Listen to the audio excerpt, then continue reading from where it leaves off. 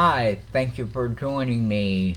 We're going to continue where I left off, which is Book of Job, chapter 41. And we have chapter 41, 42 to go through. Then I'll recap all of the chapter and we'll be done for today. Chapter 41. Can you draw out Leviathan with a hook, or snare his tongue with a line which you lower?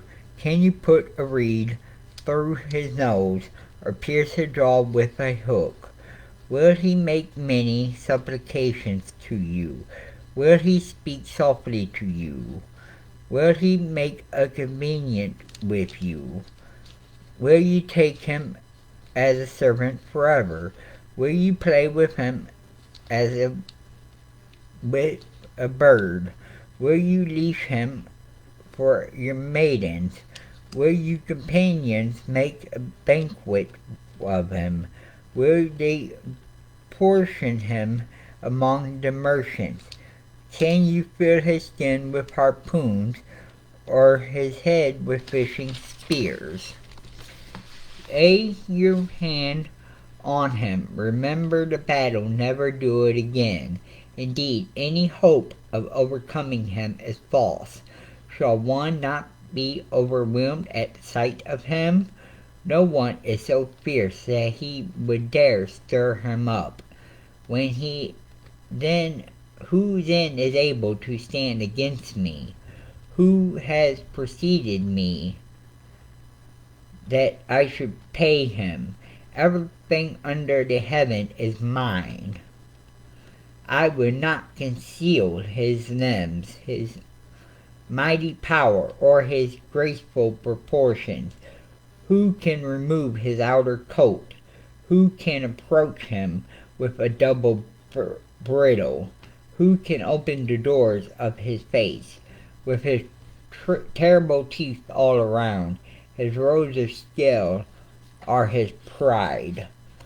Shut up tightly as with a seal, one is so near another that no air can come between them. They are joined one to another. They stick together and cannot be parted.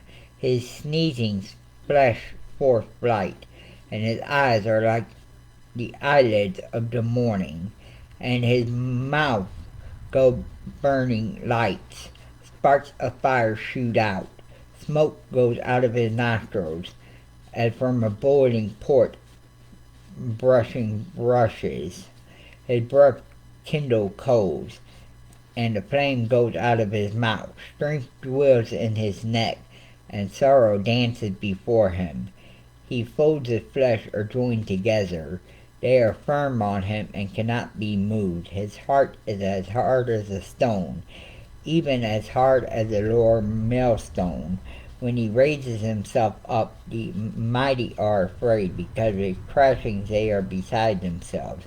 Though the sword teaches him, it cannot avail, nor does the spear, dart, or javelin. He regards iron as straw, and bronze as rotten wood. The arrow cannot make him flee. Sling stones become like a stubble to him. Darts are regarded as straw. He laughs at the threat of javelins. He understands his undersides are like sharp potsherds. He spreads pointed marks in the mire. He makes the deep boil like a pot. He makes the sea like a pot of ointment. He leaves a shining wake behind him. One would think that deep had white hair. On earth there is nothing like him, which is made without fear. He beholds every high thing. He is king over all of children of pride. Chapter 42 here. Job's repentance and restoration. Then Job answered the Lord and said, I know that you can do everything, and that no purpose of yours can be withheld from you. You ask, who is this who hides counsel knowledge. Therefore I have uttered what I did not understand, things too wonderful for me, which I did not know. Listen, please, and let me speak. You said I will question you, and you shall answer me. I have heard you by your hearing of the ear, but now my eye sees you. Therefore I arbor myself and repent in dust and ashes. And so it was, after the Lord had spoken these words to Job, and that the Lord said to Eliphaz and the Temanite, my wrath is aroused against you and your 2 friends, for you have not spoken to me what is right, as my servant Job has now. Therefore take for yourself 7 bulls, 7 rams. Go to my servant Job, and offer up for yourselves a burnt offering, and my servant Job shall pray for you, and I will accept him, lest I deal with you according to your folly, because you have not spoken of me what is right, as my servant Job has. So Eliphaz the Temanite, and Bildad the Shuhite, and Zophar the Naamathite went, and the Lord did what the Lord commanded them, and the Lord had accepted Job. And the Lord restored Job's losses when he prayed for his friends. Indeed, the Lord gave Job twice as much as he had before. Then all his brothers, all his sisters, and all those who had been his acquaintances before came to him and ate the food with him in his house. And they counseled him and comforted him with adversity that the Lord had brought upon him. Each one gave him a piece of silver, and each a ring of gold. Now the Lord blessed the later days of Job more than his beginning, for he had 14,000 sheep, 6,000 camels, 1,000 yoke of oxen, 1,000 female donkeys. He had 7 sons. He also had 7 sons and 3 daughters. And he called the name of the first Geminiah, the second Keziah, and the name of the third Karen-Happuch. And all the land were found no women so beautiful as the daughters of Job, and their father gave them an inheritance among their brothers. After this, Job lived 140 years, and saw his children and grandchildren for 4 generations. So Job died old and full of days. Alright, that is the end of the book of Job. And the main recap of book of Job here that I'm wanting to focus on is that we, have to remember that we are surrounded by God's armor. However, we have to have faith in God's armor at all times. We as Christians and as children of God have to be able to talk good about God at all times, in the bad and the good times. We have to be able to be worthy of God in the good and bad times.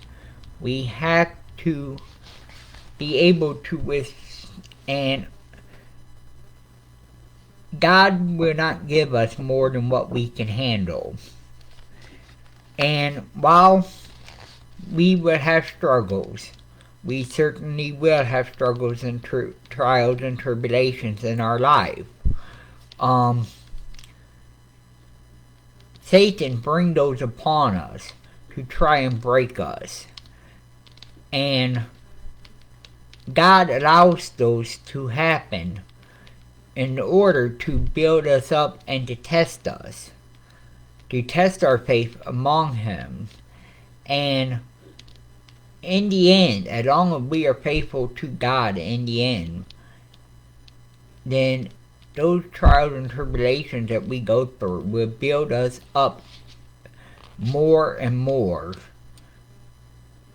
to be stronger in the end, and allow us to prosper more in the end.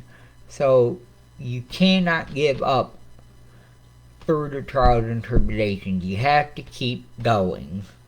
You have to. Regardless what it is you're going through, you have to keep going through trials and tribulations. As well as you have to continue worshiping God and talking good about Him at all times, good and bad. And you have to have faith throughout it all. And don't let someone bring you down on the level of not being able to see that. There's going to be people out there in life that do not believe in God, that do not believe in the biblical life, and that are atheists and whatever else, and you cannot allow those people to decide what you believe and to get in the way of your understanding. It is our job to make sure that we stand firm on our foundations. We have to stand firm on our foundation and our roots to get by. And without that, we have nothing. It is our foundation and our roots that will get us by in the end. And like I said, that's basically the recap of Book of Job. Is, you have Job there that was, living the perfect life, and Satan comes along, and God's talking good about Job. Satan says, to God, hey, he's living a perfect life, and he's so faithful to you because you are giving him everything on a golden platter, if you would, and you're protecting him all the time. Take away these things, and he'll curse you like a Dickens, basically. And so God takes that as a threat. God takes that and, tells him to basically have free reign with him. Just don't, just don't kill him, basically. And, Satan tries his best to break him. Satan tried everything to break him. However, it did not work. And,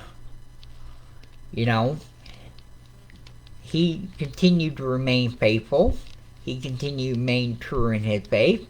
And despite his friends talking bad about him, and despite his friends talking bad about God and all, and him going through a lot at the time, which would be a lot, he remained steadfast in his beliefs and in his commitment to God, which is very good. And in the end, God blessed him plentiful, and made him stronger in the end. So we have to go on those premises. So that's a very important thing to go through is on hope, is we have to deal with that. And that goes in not only for mental health wellness, that goes for addictions, and for everybody in everyday general life. If we all go through struggles, and if we are children of God, we're going to go through a lot more struggles, because Satan don't want us as children of God. Satan will test us every chance we get. However, if we wear the suit of armor of God and put it on us, head to toe, God will protect us. That is the ultimate. God will protect you. You have to make sure you are wearing that full suit of armor though. And as long as you're doing that, you will be protected.